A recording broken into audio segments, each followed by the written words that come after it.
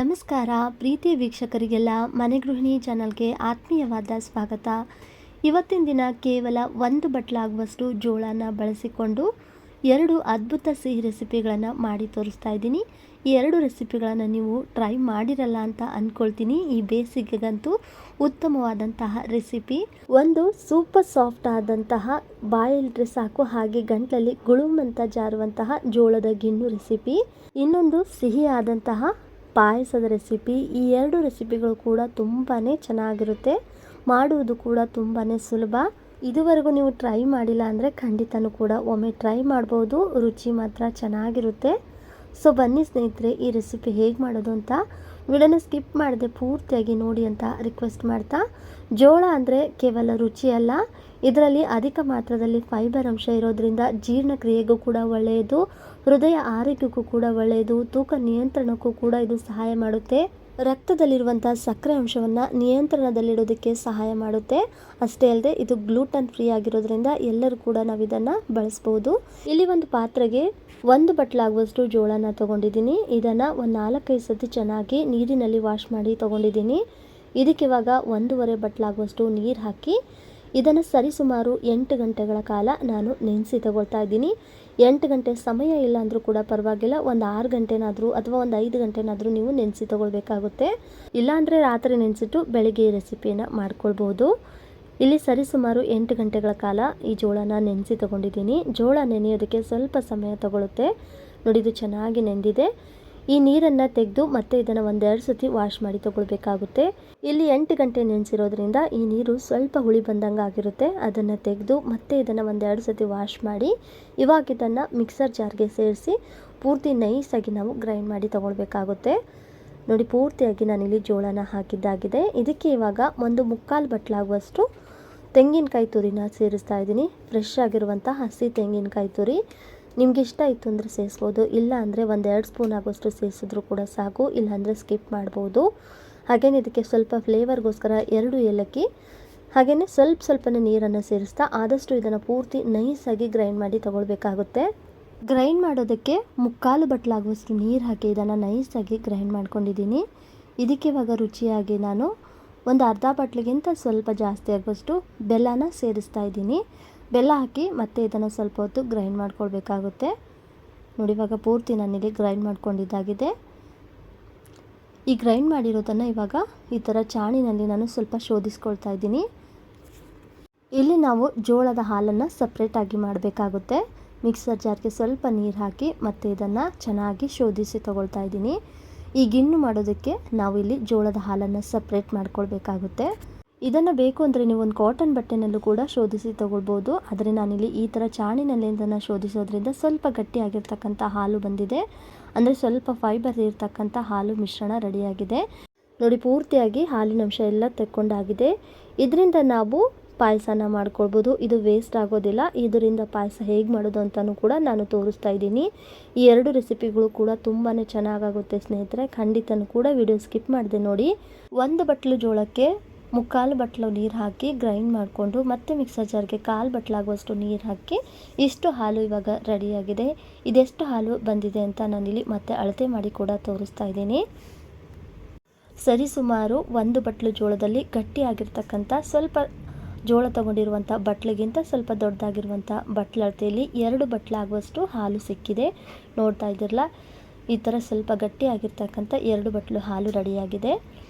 ಇದಕ್ಕೆ ಇವಾಗ ಮತ್ತೆ ನಾನಿಲ್ಲಿ 3/4 ಬಟ್ಲಾಗುವಷ್ಟು ನೀರನ್ನು ಸೇರಿಸ್ತಾ ಇದ್ದೀನಿ. ಇಲ್ಲಿ ನಾವು ಇದನ್ನು ಕುದಿಸಿ ತಗೊಳ್ಬೇಕಾಗುತ್ತೆ. ಹಾಗಾಗಿ ಇದು ಕುದೀತಾ ಮತ್ತೆ ಒಂದು ಸ್ವಲ್ಪ ಗಟ್ಟಿ ಅದಕ್ಕೆ ರೆಡಿ ಆಗುತ್ತಲ್ವಾ, ಹಾಗಾಗಿ ಈ ಗಟ್ಟಿ ಇರ್ತಕ್ಕಂಥ ಜೋಳದ ಹಾಲಿಗೆ ಇನ್ನೊಂದು ಸ್ವಲ್ಪ ನೀರು ಹಾಕಿ ಇದನ್ನು ಸ್ವಲ್ಪ ತೆಳುವಾಗಿ ರೆಡಿ ಮಾಡ್ಕೊಳ್ತಾ ಇದ್ದೀನಿ. ಇದಿಷ್ಟು ರೆಡಿಯಾಗಿದೆ. ಒಂದು ವೇಳೆ ನಿಮಗೆ ಗಿಣ್ಣು ಮಾಡೋಕ್ಕೆ ಇಷ್ಟ ಇಲ್ಲ ಅಂದರೆ ಈ ಥರ ಹಾಲನ್ನು ಸ್ವಲ್ಪ ಚೆನ್ನಾಗಿ ಬೆಲ್ಲ ಹಾಕಿ ಕುದಿಸಿ ಮಕ್ಕಳಿಗೆ ದೊಡ್ಡವರಿಗೆ ಕುಡಿಯೋದಕ್ಕೆ ಕೊಡ್ಬೋದು. ಆರೋಗ್ಯಕ್ಕೆ ತುಂಬಾ ಒಳ್ಳೆಯದು.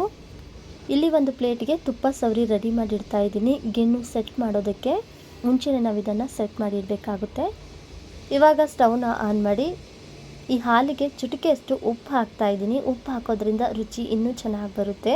ಫಸ್ಟಿಗೆ ನಾವು ಗ್ಯಾಸನ್ನು ಸ್ವಲ್ಪ ಮೀಡಿಯಮ್ ಟು ಜಾಸ್ತಿ ಉರಿನಲ್ಲಿಟ್ಟು ಈ ಥರ ಬೀಟರ್ನಿಂದ ಕಂಟಿನ್ಯೂಸ್ ಆಗಿ ಮಿಕ್ಸ್ ಮಾಡ್ಕೊಳ್ತಾ ಹೋಗಬೇಕು.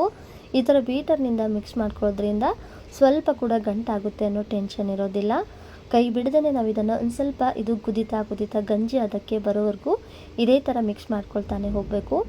ನೋಡ್ತಾ ಇದ್ದೀರಲ್ಲ, ಇವಾಗ ಇದು ಸ್ವಲ್ಪ ಗಂಜಿ ಅದಕ್ಕೆ ಬರ್ತಾ ಇದೆ. ಇಷ್ಟ ಆದರೆ ಇವಾಗ ಗಂಟಾಗುತ್ತೆ ಅನ್ನೋ ಟೆನ್ಷನ್ ಇರೋದಿಲ್ಲ.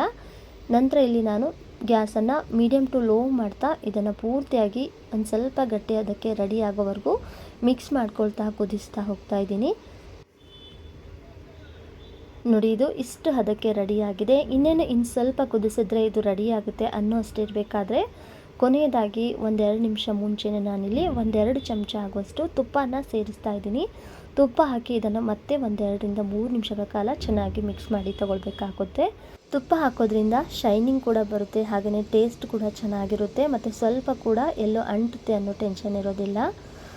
ನೋಡಿ, ಇದು ಇನ್ನೊಂದು ಸ್ವಲ್ಪ ಆಗಬೇಕು. ನೋಡಿ, ಇವಾಗ ಸ್ಪೂನಿಂದನೂ ಕೂಡ ತೋರಿಸ್ತಾ ಇದ್ದೀನಿ. ಈ ಕನ್ಸಿಸ್ಟೆನ್ಸಿಯಲ್ಲಿ ಬಂದರೆ ಸಾಕು. ಕೊನೆಯದಾಗಿ ಇಷ್ಟು ಗಟ್ಟಿಯಾಗಿ ನಾವು ರೆಡಿ ಮಾಡ್ಕೊಳ್ಬೇಕು. ಸ್ಪೂನಿಂದ ನಾವು ಹಿಡಿದ್ರೆ ಈ ಥರ ನೋಡಿ ರಿಬ್ಬನ್ ಥರ ಇದು ಬೀಳಬೇಕು. ಇಷ್ಟು ಗಟ್ಟಿ ಆದರೆ ಸಾಕು. ಇದು ಇವಾಗ ರೆಡಿ ಆಗಿದೆ. ಸ್ಟವ್ನ ಆಫ್ ಮಾಡಿ ತಕ್ಷಣಕ್ಕೆ ನಾವು ಇದನ್ನು ತುಪ್ಪ ಸವರಿದಂಥ ಪ್ಲೇಟಿಗೆ ಹಾಕಿ ಸೆಟ್ ಮಾಡಿಟ್ರೆ ಸಾಕು.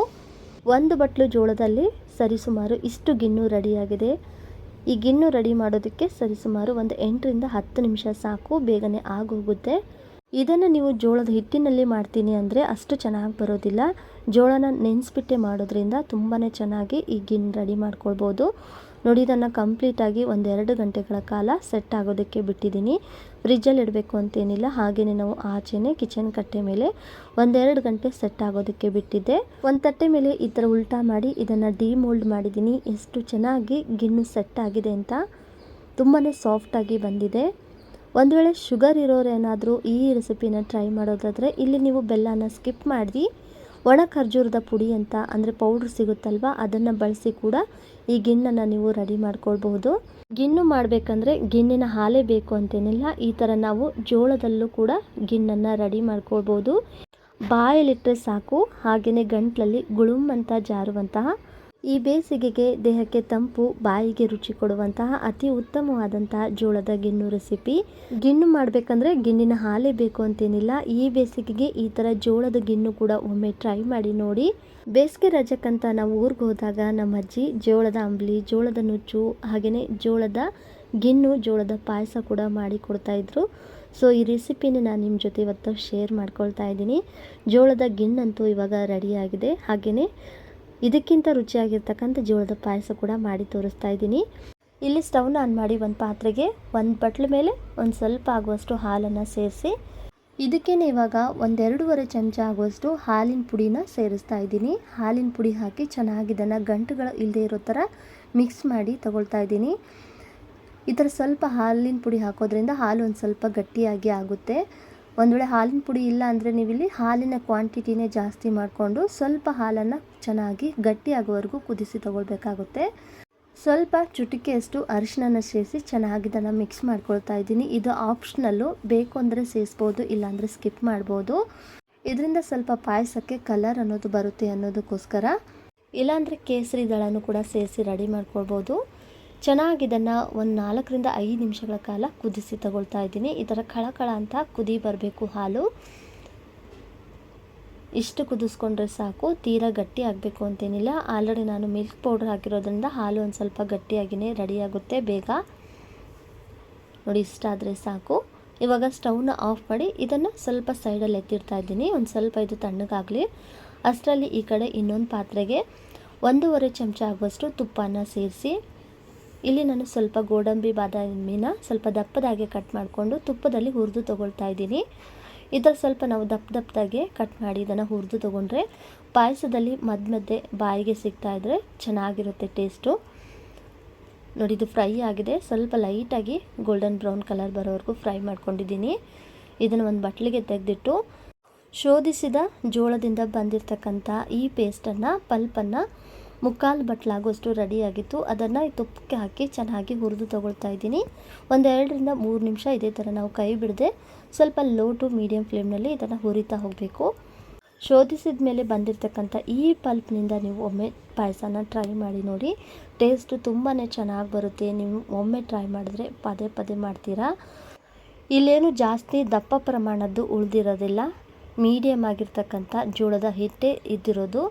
ನೋಡಿ ಇದು ಫ್ರೈ ಆಗಿದ್ಮೇಲೆ 1 ಬಟ್ಲಾಗುವಷ್ಟು ನೀರು ಹಾಕಿ ಮತ್ತೆ ಇದನ್ನು ಚೆನ್ನಾಗಿ ಮಿಕ್ಸ್ ಮಾಡ್ಕೊಳ್ತಾ ಇದ್ದೀನಿ. ಇಲ್ಲಿ ನಾವು ಹಾಲು ಹಾಕೋಕ್ಕೆ ಹೋದರೆ ಒಡೆಯೋ ಚಾನ್ಸಸ್ ಇರುತ್ತೆ ಹಾಲು, ಯಾಕಂದರೆ ನಾವಿಲ್ಲಿ ಈ ಪಲ್ಪ್ನಲ್ಲಿ ಸ್ವಲ್ಪ ಬೆಲ್ಲದ ಅಂಶ ಇರೋದ್ರಿಂದ ಹಾಲು ಹಾಕಿ ಇದನ್ನು ಕುದಿಸಬಾರ್ದು. ಈ ಥರ ನೀರು ಹಾಕಿ ನಾವು ಇದನ್ನು ಚೆನ್ನಾಗಿ ಗಂಟುಗಳು ಇಲ್ಲದೆ ಇರೋ ಥರ ಗಂಟುಗಳನ್ನು ಒಡ್ಕೊಳ್ತಾ ಮಿಕ್ಸ್ ಮಾಡ್ಕೊಳ್ತಾ ಇದನ್ನು ಹಾಗೆ ಫ್ರೈ ಮಾಡ್ತಾ ಹೋಗ್ತಾ ಇದ್ದೀನಿ. ನೋಡಿ ಯಾವುದೇ ಥರದ ಗಂಟುಗಳು ಇಲ್ಲಿ ರೆಡಿಯಾಗಿಲ್ಲ. ಇದು ಮಿಕ್ಸ್ ಮಾಡ್ತಾ ಇದು ಗಂಜಿ ಅದಕ್ಕೆ ರೆಡಿಯಾಗಿದೆ. ಸರಿಸುಮಾರು 1-2 ರಿಂದ 3 ನಿಮಿಷ ಇದನ್ನು ಚೆನ್ನಾಗಿ ಕುದಿಸ್ಕೊಂಡು ನಂತರ ಇದಕ್ಕೆ 3 ಚಮಚ ಆಗುವಷ್ಟು ಬೆಲ್ಲನ ಸೇರಿಸ್ತಾ ಇದ್ದೀನಿ. ಯಾಕಂದರೆ ಬೆಲ್ಲದ ಅಂಶ ಒಂದು ಸ್ವಲ್ಪ ಇಲ್ಲಿ ರುಚಿ ಕಡಿಮೆ ಆಗಿರುತ್ತೆ. ಶೋಧಿಸಿರ್ತಕ್ಕಂಥ ಹಾಲಿನಲ್ಲಿ ರುಚಿ ಒಂದು ಸ್ವಲ್ಪ ಹೆಚ್ಚಾಗಿ ಹೊರಟೋಗಿ ಈ ಪಲ್ಪ್ನಲ್ಲಿ ರುಚಿ ಕಡಿಮೆ ಆಗಿರೋದ್ರಿಂದ ನಾನಿಲ್ಲಿ ಸ್ವಲ್ಪ ಬೆಲ್ಲನ ಸೇರಿಸಿದ್ದೀನಿ.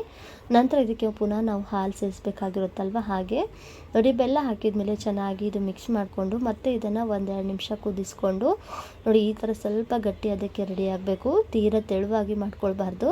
ಇದಕ್ಕೆ ನಾವು ನಂತರ ಹಾಲು ಹಾಕಬೇಕಾಗಿರುತ್ತೆ ಅಲ್ವಾ. ಈ ಪಾಯಸನ ನಾನು ತಿನ್ನೋ ಥರ ರೆಡಿ ಮಾಡ್ಕೊಳ್ತಾ ಇಲ್ಲ, ಅಂದರೆ ಕುಡಿಯೋ ರೀತಿಯಲ್ಲಿ ಈ ಪಾಯಸ ರೆಡಿ ಆಗಬೇಕು. ಇವಾಗ ಇದು ಆಗಿದೆ, ಸ್ಟವ್ನ ಆಫ್ ಮಾಡಿ ಕೊನೆಯದಾಗಿ ಒಂದು ಸ್ವಲ್ಪ ನಾನಿಲ್ಲಿ ಡ್ರೈ ಫ್ರೂಟ್ಸ್ ಆದಂಥ ಚಿರೋಂಜಿನ ಸೇರಿಸ್ತಾ ಇದ್ದೀನಿ.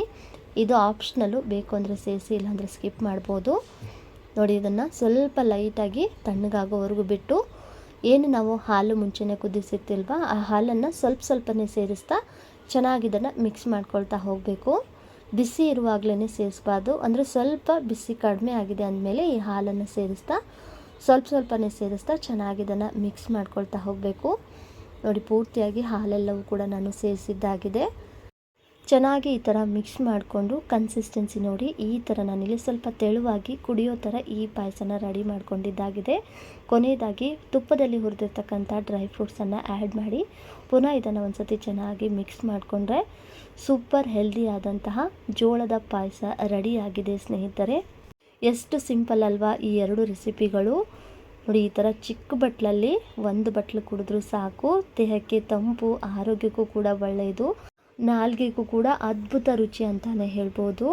ಈ ಥರ ಸ್ವಲ್ಪ ನೀವು ಡ್ರೈ ಫ್ರೂಟ್ಸನ್ನು ದಪ್ಪದಾಗಿ ಸೇರಿಸಿ ಪಾಯಸ ಕುಡಿತಿರ್ಬೇಕಾದ್ರೆ ಮಧ್ಯದಲ್ಲಿ ಬಾಯಿಗೆ ಸಿಗ್ತಾ ಇದ್ರೆ ಆಹಾ ಮಜಾ ಏನಂತೀರಾ, ತುಂಬಾ ಚೆನ್ನಾಗಿರುತ್ತೆ. ಖಂಡಿತನೂ ಕೂಡ ಈ ರೆಸಿಪಿನ ಟ್ರೈ ಮಾಡಿ ನೋಡಿ. ಗಿಣ್ಣು ಬೇಡ ಅಂದರೆ ಬರೀ ಪಾಯಸನೂ ಕೂಡ ನೀವಿಲ್ಲಿ ರೆಡಿ ಮಾಡ್ಕೊಳ್ಬೋದು. ಸೊ ನೋಡಿದ್ರಲ್ಲ ಸ್ನೇಹಿತರೆ, ಈ ಬೇಸಿಗೆಗೆ ಆರೋಗ್ಯಕರವಾದಂತಹ ಜೋಳದ ಪಾಯಸದ ರೆಸಿಪಿ. ಈ ರೆಸಿಪಿ ನಿಮಗೆ ಹೇಗೆ ಅನ್ನಿಸ್ತು ಅಂತ ಕಮೆಂಟಲ್ಲಿ ತಿಳಿಸಿ. ವಿಡಿಯೋ ಇಷ್ಟ ಆದರೆ ಒಂದು ಲೈಕ್ ಮಾಡಿ, ಶೇರ್ ಮಾಡಿ ನಿಮ್ಮ ಫ್ರೆಂಡ್ಸ್ ಆ್ಯಂಡ್ ಫ್ಯಾಮಿಲಿ ಜೊತೆಗೆ. ಹಾಗೆಯೇ ಮನೆ ಗೃಹಿಣಿ ಚಾನಲ್ನು ಕೂಡ ಸಬ್ಸ್ಕ್ರೈಬ್ ಮಾಡಿಕೊಂಡು ಸಪೋರ್ಟ್ ಮಾಡಿ ಅಂತ ಹೇಳ್ತಾ ಈ ರೆಸಿಪಿ ನೋಡಿದ ಪ್ರತಿಯೊಬ್ಬರಿಗೂ ಧನ್ಯವಾದಗಳು.